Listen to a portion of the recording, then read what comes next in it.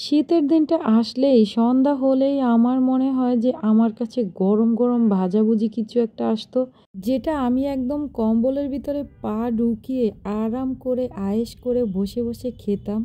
তবে সমস্যা হচ্ছে সেটা খেতে হলে নিজেকেই তৈরি করে খেতে হবে। আগে শীতের মধ্যে তৈরি করো কষ্ট করে, তারপরে আয়েশ করে বসে খাও।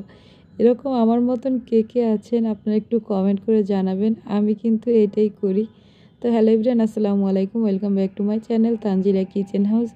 আজ আমি এরকম ডাল নিয়েছি। ডালটাকে আমি 1 ঘন্টা আগে ভিজিয়ে নিয়েছি। এটাকে আমরা খেসারির ডাল নামেই চিনি। তো দেখতে পাচ্ছেন ডালটা একদম ভিজে নরম হয়ে গিয়েছে। এখন আমি 1 ঘন্টা পরে ডালটাকে ভালো করে ধুয়ে নিয়ে তারপরে ব্লেন্ড করে নিয়েছি। আর এটাকে আমি আদা ভাঙা করে ব্লেন্ড করেছি। তারপর আমি এখানে 1/2 টেবিল চামচ পরিমাণে আদা এবং রসুন বাটা দিয়েছি। আর দিয়েছি পেঁয়াজ কুচি, মেজারমেন্ট কাপের 1 কাপ পরিমাণে।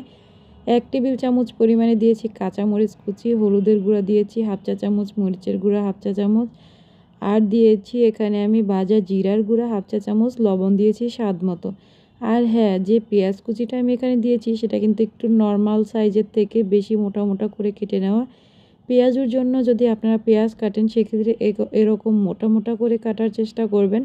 এতে করে অল্প পেঁয়াজ দিয়েও যদি আপনারা পেঁয়াজু বানান সেটা কিন্তু পেঁয়াজুর মধ্যে দেখতে অনেক বেশি মনে হবে, আর পেঁয়াজুটাও অনেক বেশি ক্রিস্পি হবে এরকম করে পেঁয়াজ কেটে দিলে।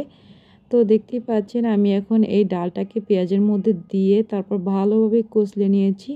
এটাকে ভালোভাবে মাখিয়ে নেওয়ার পর এটার বাইন্ডিংটা আরেকটু সুন্দর হওয়ার জন্য আমি এখানে ময়দা দিয়ে দিয়েছি।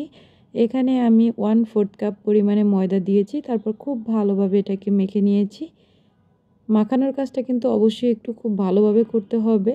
তারপর মাখানোর শেষে একটু লবণটা চেক করে নেবেন। আমারটা লবণ ঠিক আছে। তো আমি এখন এটাকে পেঁয়াজু শেপে তৈরি করে নিচ্ছি। আমি কিন্তু এটাকে একদম গোল করে তৈরি করছি না, আমি এটাকে একটু এবড়ো থেবড়ো করেই তৈরি করে নিচ্ছি। দেখতেই পাচ্ছেন এভাবে করে আমি তৈরি করে নিয়ে এখন তেলে ভেজে নেব। আমি আগে থেকেই চুলায় একটা প্যান বসিয়ে তেলটাকে গরম দিয়ে দিয়েছিলাম। এখন আমি একটা একটা করে পেঁয়াজু তৈরি করছি আর তেলের মধ্যে দিয়ে দিচ্ছি। দেখতেই পাচ্ছেন এভাবে করে আমি পেঁয়াজুটাকে উল্টে পাল্টে ভেজে নিচ্ছি।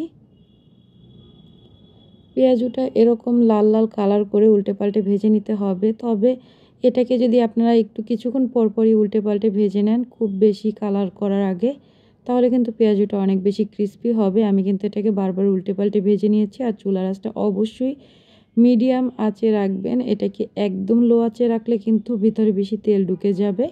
আর যদি একদম হাই হিটে ভাজেন সেক্ষেত্রে ভিতরে কাঁচা থেকে যাবে, উপর থেকে ক্রিস্পি হয়ে যাবে।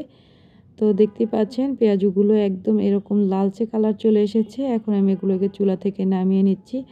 এরপর এগুলোকে একটা কিচেন টিস্যু পেপারের উপরে রেখে দিবেন, এতে করে এর এক্সট্রা তেলটা টিস্যু পেপারটা সোপ করে নেবে। আর দেখতেই পাচ্ছেন কালারটা তো মাশাল্লাহ অনেক বেশি সুন্দর হয়েছে।